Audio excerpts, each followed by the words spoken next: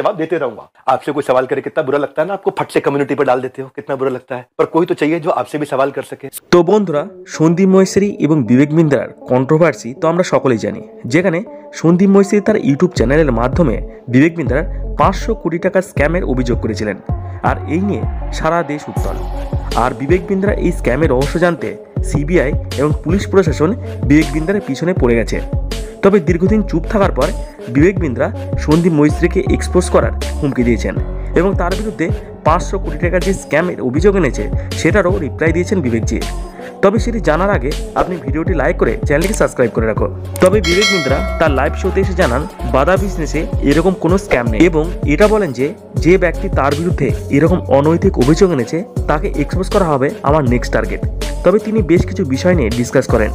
তিনি বলেন সন্দীপ মহেশ্বরীকে কেউ কোনো লিগ্যাল নোটিশ দেয়নি এবং তার প্রমাণ দেখানোরও কথা বলেন এবং সন্দীপ মহেশ্বরীকে মিথ্যুক বলে অভিহিত করেন এবং সেই সাথে বিবেক বিন্দ্রা বলেন তিনি 1 সপ্তাহের মধ্যে এমন কিছু তথ্য প্রমাণ সামনে আনবেন যেখানে সন্দীপ মহেশ্বরীর পোল সবার সামনে এক্সপোজ হয়ে যাবে, তখন দেশের মানুষ আসল সত্য মিথ্যা জেনে যাবে। তবে বিবেক বিন্দ্রা তার লাইভ স্ট্রিমে এসে সন্দীপ মহেশ্বরীর ওই ভিডিও নিয়ে অনেক কিছু প্রশ্ন তোলেন। তিনি বলেন আপনি একজন জাজ, অ্যাজ এ জাজমেন্ট হিসাবে আপনার অনেক রেসপন্সিবিলিটি থাকা দরকার, কারণ আপনার দুই তরফ থেকেই কথা শোনার প্রয়োজন ছিল, তারপর ভিডিও আপলোড করা দরকার, কিন্তু আপনি সেটা করেননি।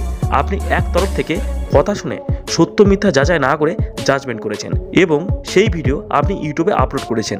এটা কখনোই ঠিক নয়। এবং তিনি এটাও বলেন আমি সন্দীপ মহেশ্বরীজির স্টুডিওতে যেতে চাই যেখানে এই বিষয়টি নিয়ে খোলাখুলি আলোচনা হোক এবং দেশের মানুষ সত্যটা জানুক, কিন্তু সন্দীপজি তার সাথে বুঝতেই চাইছে না, উল্টে তাকে ব্লক করে দিয়েছেন। তবে সন্দীপ মহেশ্বরীর এই ভিডিওটি সবাই দেখেছেন যেখানে এই ছেলেটি সরাসরি অভিযোগ করেছে যেখানে সে কোনো ভ্যালু পায়নি যতটা সে এক্সপেক্ট করেছিল। কিন্তু কিছুদিন আগে এই ছেলেটি বাদা বিজনেস সম্পর্কে অনেক সুনাম করেছিল। আর দেখে নিন সেই ভিডিওটি। ट्रेनिंग ली है तो और विदिन 4 डेज मतलब जितनी ट्रेनिंग होने के बाद ही 4 डेज के अंदर मेरी फर्स्ट सेल भी हो गई।